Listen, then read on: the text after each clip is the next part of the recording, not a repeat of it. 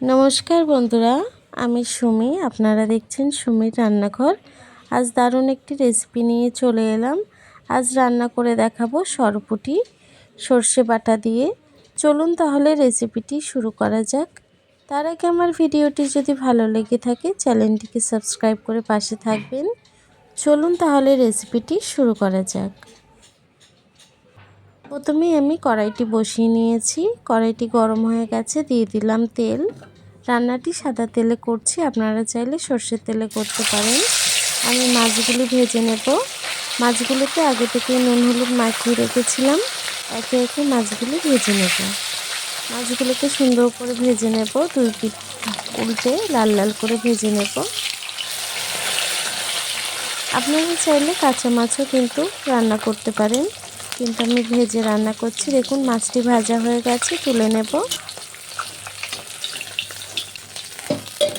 বাকি মাছটিকে একইভাবে ভেজে নেব। বাকি মাছটি ভাজা হয়ে গেছে। এখন যে মাছগুলো আমি আগে থেকে ভেজে রেখেছিলাম সেটিকে দিয়ে দেব। এই মাছগুলোকে সুন্দর করে পাতিয়ে দেব। মাছটিকে সুন্দর করে পাতিয়ে দিয়েছি। এখন মশলাটিকে দিয়ে দেব।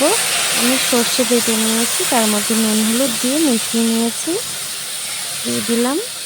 মশলাটিকে দিয়ে সুন্দর করে একটু মাছটি নেড়ে চেড়ে দেবো, যাতে মশলাটি মাছের মধ্যে ঢুকে যায়। এখন আমি কাঁচা লঙ্কা দিয়ে দেবো। ঝালটা আপনারা আপনাদের পছন্দ মতন দেবেন। সর্ষের সাথে কাঁচা লঙ্কা বেটেও নিতে পারেন, আমি চিড়ে দিয়েছি। দিয়ে দেবো 3টি এলাচ দানা। এলাচ দানাটাকে আমি ফাটিয়ে এভাবে দিয়ে দেব। দিয়ে একটু নেড়ে চেড়ে আমি তরকারিটিকে ঢেকে রান্না করে নেব। ঢেকে কিছুক্ষণ রান্না করে নিয়েছি। দেখুন তরকারিটি কিন্তু প্রায় হয়ে এসছে। আমি আবারও একটু নেড়ে চেড়ে এখন কিছুটা সর্ষের তেল দিয়ে দেব, কাঁচা সর্ষের তেল। এতে গন্ধটা খুব সুন্দর আসে। নেড়ে চেড়ে দিয়েছি। আমি তরকারিটি কিন্তু রান্না করে নিয়েছি। দেখুন মাছটি হয়ে গেছে, ঝোলটি কিন্তু টেনে এসছে। এখন আমি গ্যাসটিকে বন্ধ করে দেব। তরকারিটিকে এখন নামিয়ে নেব। একবার হলেও এই রেসিপিটি ট্রাই করবেন, গরম ভাতের সাথে কিন্তু অসাধারণ লাগে। দেখুন বন্ধুরা, আমার তরকারিটি হয়ে গেছে। আমার এই সিম্পল রেসিপিটি আপনাদের কেমন লেগেছে কমেন্ট বক্সে জানাতে ভুলবেন না। রেসিপিটি যদি ভালো লেগে থাকে চ্যানেলটিকে সাবস্ক্রাইব করে পাশে থাকবেন।